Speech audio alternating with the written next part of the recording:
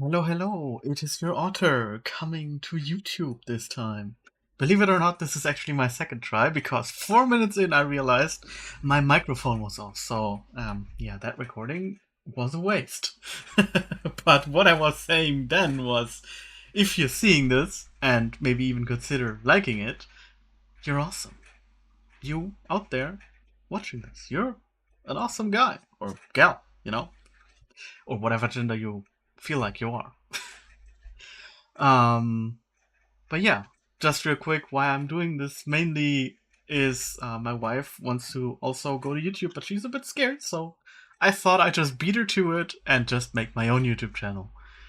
So, if you like it, maybe also, or if you dislike it, honestly, like, just let me know what you think about it. But either way, maybe just go over to her. I will link her YouTube channel in the description, and maybe you can get her to upload regularly. I will try my best to do that too, and just see how it goes. So today we're gonna be reacting to the second Punic War. Just skipping the first one. Spoiler: Rome won. um, but yeah, since Oversimplified uploaded the third part of it like yesterday, I thought it might just be a good idea to watch the first two videos and then head into the third one. So there will be a small series of videos, maybe at least three, maybe four. The third one is a little bit longer. Um, but yeah, I'd say let's jump right into it, and this time with a working mic. And I say let's watch some war. All right, our beloved mercenaries. Let's hear it. Okay, thank you one and all for your hard work fighting in the First Punic War. Would have been nice if you'd won, maybe tried a little harder, but Yeah, this just a isn't bit. the finger-pointing convention. I know you all have one thing on your minds. Hey, when are we all getting paid? Yay, money! Simmer down. Remember you lost your... Okay, Jim, why don't you tell them? I'm not telling them, you tell them. Ugh. Look, you're not getting paid.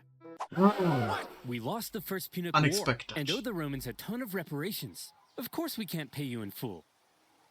Let's burn this place to the ground! No. Don't burn this place to the ground. Come on, fellas. Will killing us really make you feel better about Yes. Yes, it would. your money? Yes. Way to go, sir. Shut up, Jim. You're fired. I guess that makes two of us. Huh? Brutally smooth. In the aftermath of the First Punic War, Carthage's disgruntled mercenaries, left unpaid for all their hard work, revolted, and Carthage found itself caught up in an extremely destructive mercenary war. The panicked Carthaginians hired more mercenaries to fight the mercenaries they couldn't afford to pay, and Carthage came dangerously close to collapse. Yeah, just a pro tip, if you don't have enough money to pay the first guy, always hire a second guy that you still can't pay, but maybe it turns out different. Maybe he's just nice and, doesn't want pay. Most likely he will. And then he will beat you up too. So, you guys, just hire people when you have the money. If you don't, maybe don't. Might be smart. All the while, across the water, there was Rome. Ha! Look at those morons. We just kicked their ass in the First Punic War, and now their own mercenaries are revolting. Oh, he knows. Yeah. Why did he Wait, call it the first? First Punic War? You mean there's going to be a second one? Well, we're definitely taking advantage of this situation. So almost certainly Makes sense. The Romans did in fact take advantage of this situation. Amongst the chaos, rebels on the Carthaginian island of Sardinia sent out a cry for help to Rome. Hot diggity dog, said the Romans. That's free real estate. And so in they went. Whoa, whoa, whoa. That's our island. Get the hell off. Hey, they requested our help. I feel We're like it's not simply anymore. helping. Oh, no, you don't. Look, we're sending our own army to deal with the rebels, okay? But just to be clear, we're not trying to start a fight with you, so, don't declare war on us or anything. War! We surrender! Great. And as part of the peace treaty, we get to keep these islands. Well, that. No! The Carthaginians were hopping mad. As if their humiliating loss in the First Punic War wasn't bad enough, the Romans now took advantage of their mercenary problem and stole their islands. This shocking land grab was pretty hard to justify, even by Roman standards. Additionally, the Romans that was now pretty demanded cheeky. Carthage pay them even more money on top of what was already owed. If Rome was trying to make Carthage as mad as possible, they were doing a fantastic job. The seeds of a second Punic War were being sown, and they were being watered with Carthaginian tears. Resentment in Carthage only I bet continued they are to sweet grow. and not salty. Eventually, Carthage solved their mercenary problem thanks to Carthaginian military genius and hero of the First Punic War, Hamilcar Barca. The man, He the sorted list, those the naughty list, the mercenaries out legend, with yes. some good old-fashioned atrocities, and the destructive mercenary war was over. Still, all was not well in Carthage. Mere decades ago, they were the top dogs in the Western Mediterranean. Now, after the crushing defeat in the First Punic War and a huge bill to pay the Romans, Carthage was well and truly under Rome's thumb. What on earth were they supposed to do? If they wanted any chance at regaining their former strength, there was one thing they needed now, more than anything: money. But as long as they Yeah, owed Rome a money bazillion dollars, is something that there I could was use too. nothing they could do. Fortunately for them, amongst their ranks, there was one big hunk of a man with one big clump of a brain. Me! But who could it be? Hamilcar Barca? Yes! Wait, why do you all have the exact same voice? I have it too! That's right. Hero of the First Punic War, greatest general alive, and the When you don't even have enough money anymore to afford voice actors. poster above my bed. Hamilcar Barca had an idea. All right, we need money? Well, I've got one word for you. Spain. An area filled with lucrative silver mines, from which the silver would flow like a river, and our pockets would be stuffed, like Tony's mother at a buffet. Hey! So here's my proposal. You send me with an army to Spain. I'll expand our territory, get those silver mines up and running, and we'll be able to pay the Romans back in no time. Sounds like a good plan. But just to check, you're not secretly raising the money to go on a bloodthirsty revenge spree against Rome, are you? Because we can't afford that. Hanno, Totally my not. dear, I'm That's simply called going foreshadowing. to pay them back. Well, that wasn't reassuring. Few in Carthage were as bitter about their loss in the First Punic War as Hamilcar Barca. 98% of his brain matter had been reallocated to thoughts of revenge. He was also fed up with the Carthaginian politicians for I mean, you gotta give it to him. You know, back then things were a little different. Everything was a lot about pride and, your country and whatnot. And being beat so bad, especially when you're like the top-notch military general, it's like, I think I would be mad too and would want revenge. So I can somewhat understand what he's feeling. what he deemed a cowardly betrayal when they surrendered at the end of the last war. And so for Hamilcar, going to Spain meant being able to act independently from the weak Carthaginian government, building his own strength, and then perhaps somewhere down the line, revenge. However, he wasn't going to Spain by himself. Hannibal? Yes, father? Would you like to come with me to build an empire in Spain? Oh boy, would I! Barbara, mind if I take our 9-year-old son with me? I want to Some implant an bonding intense hatred time. of Rome in him and prepare him for a glorious campaign of vengeance. Just try not to traumatize him, dear. No promises. The young boy Hannibal would accompany his father, watching, learning. Boy, you see that city over there? Yes, father? That is Rome. Do you know what we do to Romans? That's No, a father. very We tall- hate them, Hannibal. We hate them with every fiber of our being. But why, father? Can't I just play with my Digimons? No, son! They took everything from us. Our land, our wealth, our pride. Those animals. I'll tear them limb from limb. I'll burn their pathetic city to the ground. Dad? I'm sorry, son. I've just never been so proud. Oh, such a good boy. I'll slaughter their people.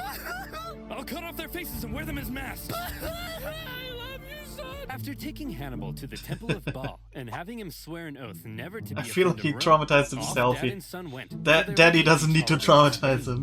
He's But good on his Spain own. was already inhabited by many tribespeople, and when Hamilcar suddenly showed up in their territory, they were like, "Hey, who the hell are you? What are you doing here? I'm teaching my son how to become a warrior like me." Aw, well that's sweet. Well then, little guy, let's see what you got. Good boy.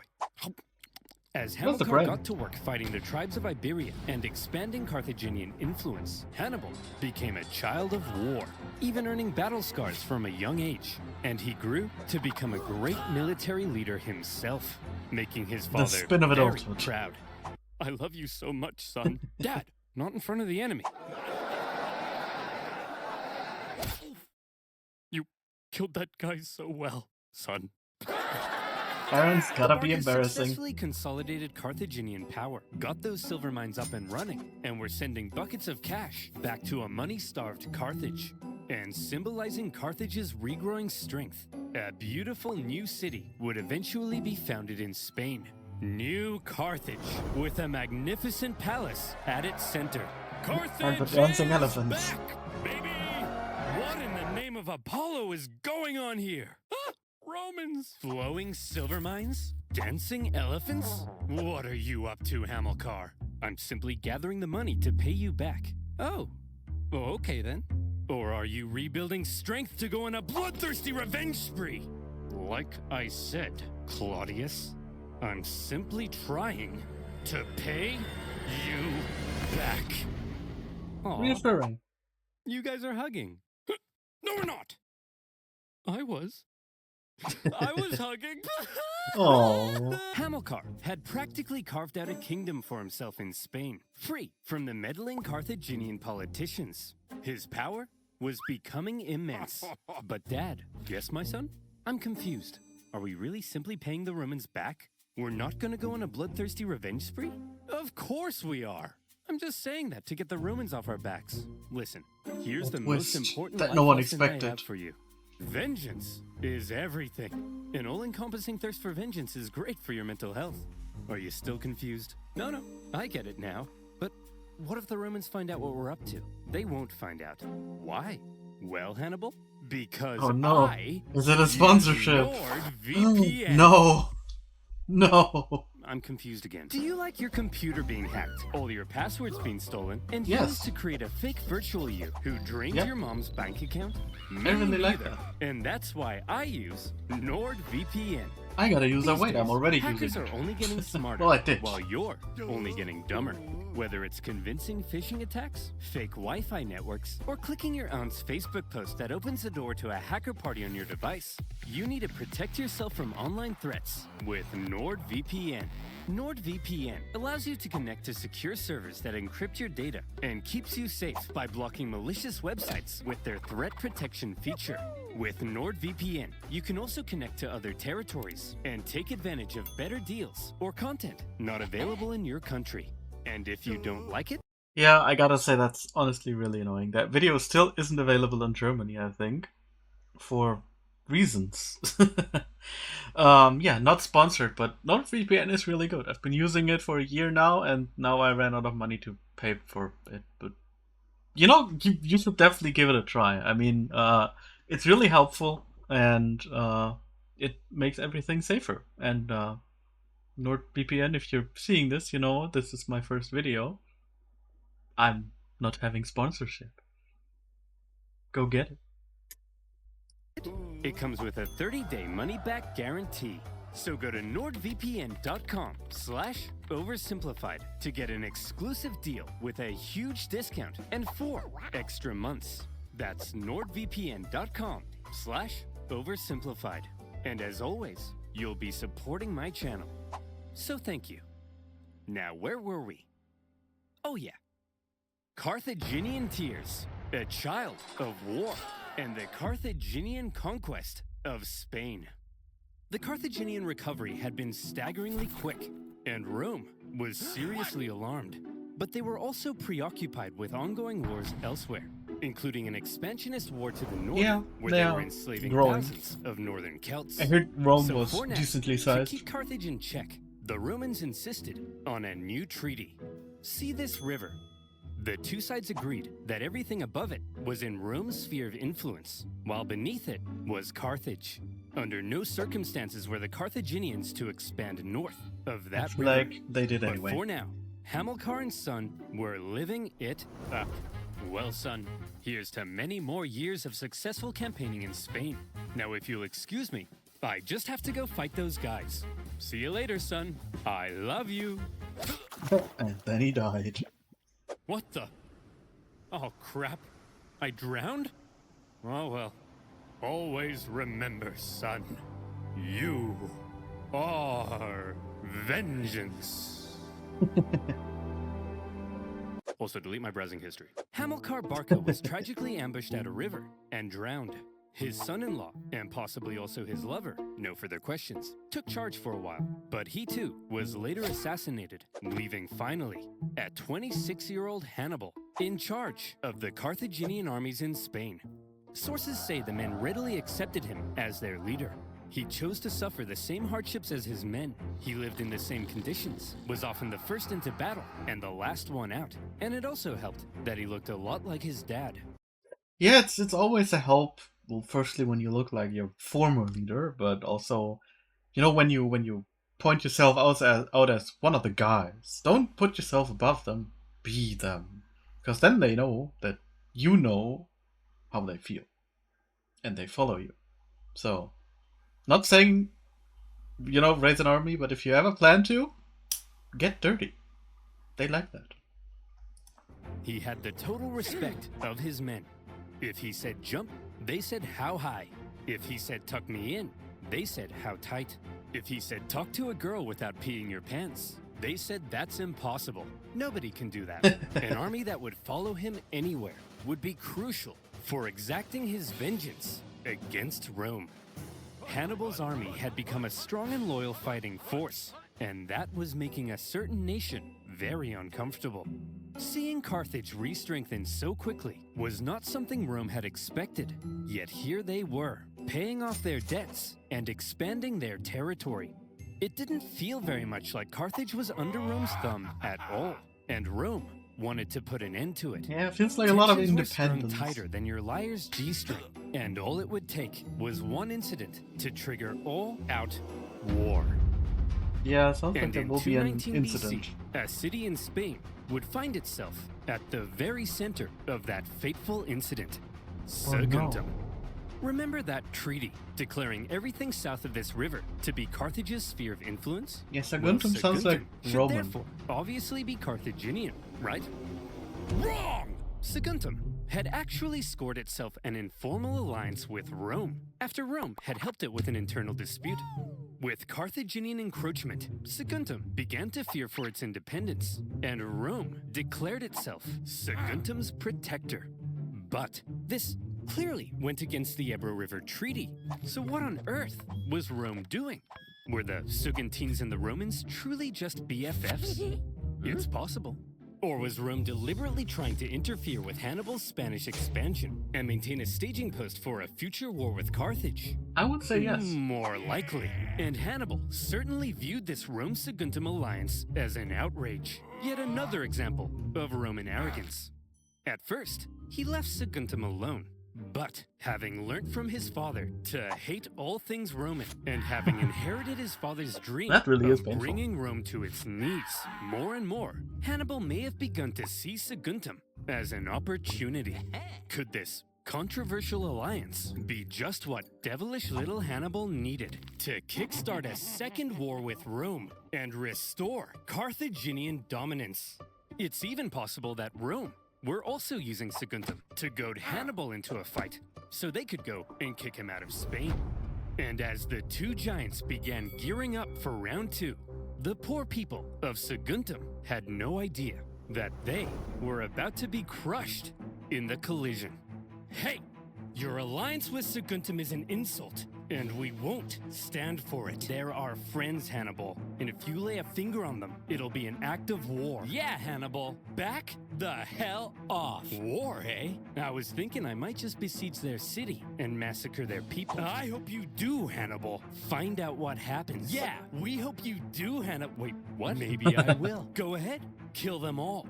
Slow, I then. see. Fine. Okay, guess I'll do just that. Consul, we look forward to it. Consul? You're gonna protect us though, right, Consul? Consul! Oh no! To top it all off, when the Saguntine people made the genius decision of raiding into Carthaginian territory, enough was enough. Yeah, that's always a smart In move action, when you're already that was in trouble. guaranteed to provoke the Romans into war. Hannibal besieged the city. The siege of Saguntum lasted 8 cruel months before Hannibal broke through the city defenses and turned Saguntum into a killing field. It was a massacre. What the hell? Tell me I didn't just catch you massacring our friends, the Saguntines. Well, That looks like a party. if you like the Saguntines so much, perhaps you should sug on these nuts. Hearing word of the attack on Saguntum, Rome was understandably in an uproar, and all eyes were now fixated on what would happen next, as Rome sent a delegation to Carthage, led by one of the most highly esteemed Roman senators, Fabius Maximus. He demanded an answer for Hannibal's sins. All right, listen up, scum. You've got a rogue general in Spain attacking a Roman ally. What are we supposed to do about it? Well, there shouldn't have even been a Roman ally in Spain. You're the aggressor here. Hand Hannibal over to us as a criminal so we can punish him severely. No, yes, no, no. Look, I hold in the folds of my toga both peace and war. Which one should I let drop? Whichever one you want. Then I choose. Oh no! The Second Punic War had begun. Pack it up, boys. We've got 'em. We already destroyed these clowns once, and we were the underdogs. Now, we're the overdogs? Hot dogs. Exactly. This is gonna be Okay, I didn't even know that's the easy. opposite. Here's the plan. Consul Longus, you take your army and sail straight for Carthage. Burn that city to the ground. And Consul Scipio, you just head on over to Iberia and make sure this Hannibal guy doesn't do anything crazy. I mean, what's he gonna do? Cross the Alps? Good thing that's no act of foreshadowing. Cross the Alps. We're going to what? I just told you, Hannibal will freeze to death. Trust me, Jerome. The Romans are expecting us to fight the same way we did last time. Passively, taking no initiative. They think it's gonna be easy. So this time, we have to be aggressive. We have to go on the attack. It sickens me to say this, but this time, we have to be a little more Roman. You mean we're gonna take poops and baths together? But I'm insecure about my hairy legs. No, Aw. I'm saying this time, we're gonna take the fight to them. Think That's about it. you. Rome thinks they're simply going to invade us and win the war. So when they suddenly find themselves being invaded from the north, they'll freak out. Like Tony's mother, when the buffet runs out of shrimp. Hey! I gotta admit, it's actually kind of genius. And my hairy legs will insulate me from the cold. That's the spirit. Hannibal, you have my sword, and my spear, and my legs. Ugh. I think that was a bit too much. Hannibal's plan, a daring alpine trek to surprise the Romans, was a bold but risky strategy. If it paid off, he could catch the Romans with their pants down, but he could also end up losing a ton of men and supplies in the hostile mountain conditions. Nevertheless, Sounds very in likely. 218 BC, with a fire in his eyes and some vengeance in his belly, Hannibal brought his force of almost 100,000 men across the Ebro River.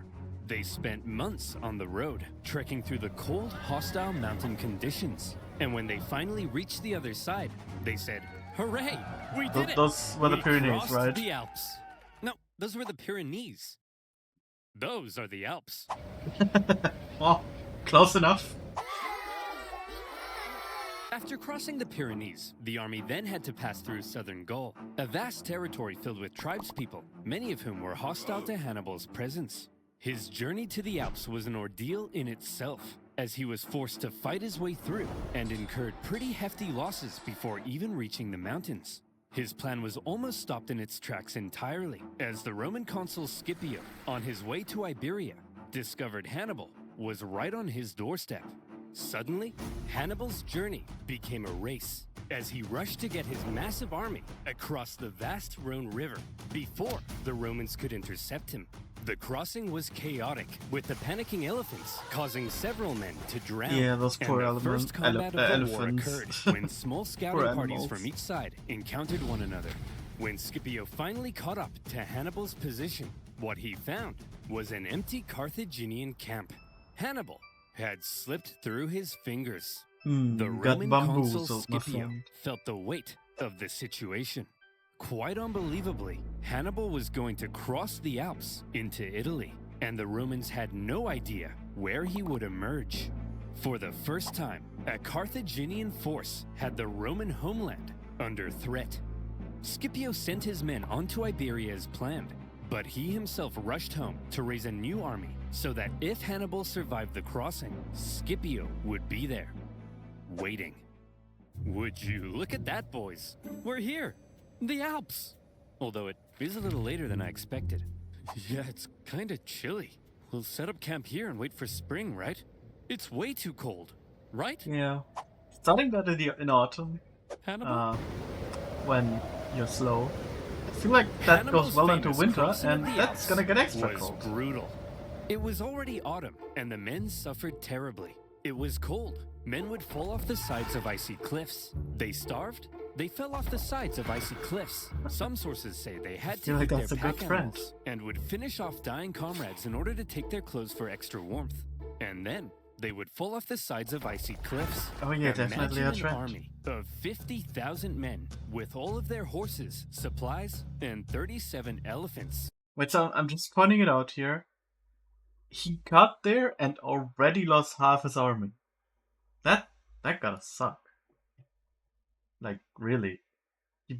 You thought the Alps would be the hard part, but you get there and you're already down half your army.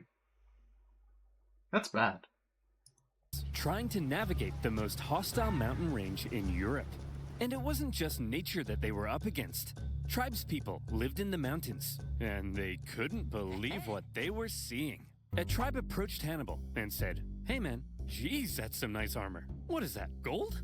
Man, I'd really like that armor. Hey boss, they've got food as well. Shut up, be cool. Hey, why don't you let us guide you through this narrow gorge? We're not gonna kill you or nothing. Just walk right on through there. We're not gonna kill you. It's just right this way." Really sounds We're very not gonna kill trustworthy. ya. Hannibal's army were forced to fight their way through the gorge as massive boulders rained down on them from above. Some clever reorganization of his line helped them survive, and they were able to fend off the opportunistic tribes. But losses from the constant attacks were heavy. As the journey continued, men who went over the sides would get stuck on the ice sheets below and had to make a grisly choice between starving to death or just getting it over with. When the deeply demoralized army reached the summit and rested for a couple days, Hannibal tried to lift their spirits with a rousing speech. "Look, men, down there, it's Rome. These plains stretching out in front of you are bountiful with food to eat and Romans to kill. Move, Bessie! Look, you have just climbed the walls of Rome. The hard part is over. From here on out, it's I all doubt that, downhill, but and okay. nobody else will die. Except for them. The rest of us here, no one dies. Starting now. Okay, let's go. Oh, for goodness sake! As it turned out, the descent was as deadly as the way up, with the cold really starting to set in. The path became even more narrow, and at one point, the men spent 3 days in the freezing cold repairing a collapsed road. When they finally That's tough. reached the bottom, Hannibal How many said, are left? "Look, guys, we did it." Like 10,000? Well, I thought it went really well. When Hannibal left Spain, he had about 100,000 men. By the time he reached the Italian plains, his numbers had dwindled to about 26,000. He was now caught in enemy 50% territory down on the way without a there, supply and line like or another source of 50% of the rest. reinforcements. And any elephants who had survived to this point were almost certainly traumatized. So Oh, what the on poor earth poor was ele- Hannibal up I, to? I'm, it's This hard to say. supposed The poor military genius elephants. had just led a starving and weakened army right into enemy territory. Any modern general who lost half their men to mountains would be immediately fired and possibly even depantsed on live TV. Yeah, but you gotta say that nowadays losing men to crossing a mountain, you gotta blame the helicopters. You didn't have that back then, so it was kind of a wonder that he even pulled it off. Here's the thing. While Hannibal may not have planned on losing quite so many men, he had almost certainly expected considerable losses, and he always had a plan for how to replace them. Need men? Northern Italy was full of men. Big, burly Celtic men. All the men Hannibal would ever need to beat off Rome. These Celts were filled with resentment, having only recently been conquered by Rome. Hannibal hoped to be seen as a liberator, convince the Celts to cut ties with Rome, and instead join him in crushing Rome. That way, he could gain a source of reinforcements and supplies right in Rome's backyard. But sir, in order to win the loyalty of the Celts, we would need to make a seriously favorable impression on them. How do we get them to like us? I'm sure that's very possible. Kill them. One of Hannibal's first actions in Italy was to that's obliterate a also nearby tribe who way to would do join it. him. This sent a clear message to all the other Cross tribes. with a rocket It launcher. was his wrath they should fear, not Rome's. The realization that a Carthaginian army had just invaded them must have been shocking for the Romans. But when they looked at this ragtag group broken by the Alps, they couldn't have felt very intimidated. However, Hannibal was now in Italy, and he was about to embark on one of the most astonishing military campaigns in all of human history.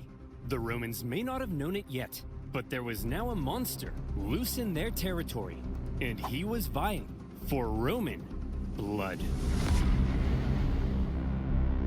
That's already it.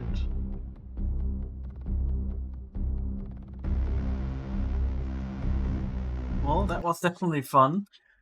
Yeah, that's it for this video. Don't forget to like and subscribe. And then I will most certainly see you guys again in the next video. And until then, bye-bye.